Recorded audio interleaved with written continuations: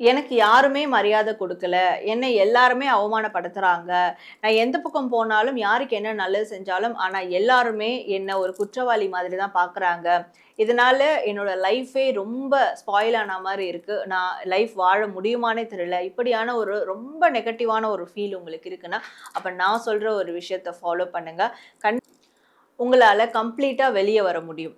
Before that நான் உங்கள் Sara, tarot card reader and spiritual healer.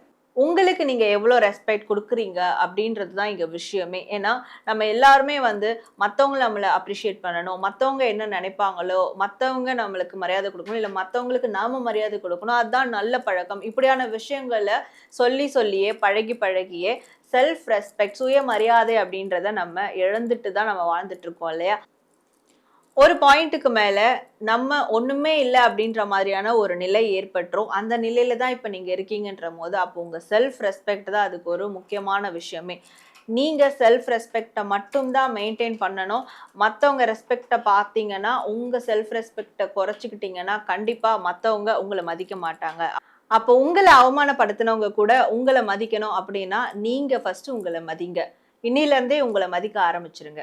இது மாதிரியான பயனுள்ள தகவல்களுக்கு நம்மளுடைய பேஜ ஃபாலோ பண்ணிக்கோங்க. உங்களுக்கு பர்சனலான கைடன்ஸ் வேணும்னா டிஸ்ப்ளே தெரியிற நம்பருக்கு வாட்ஸ்அப் பண்ணுங்க.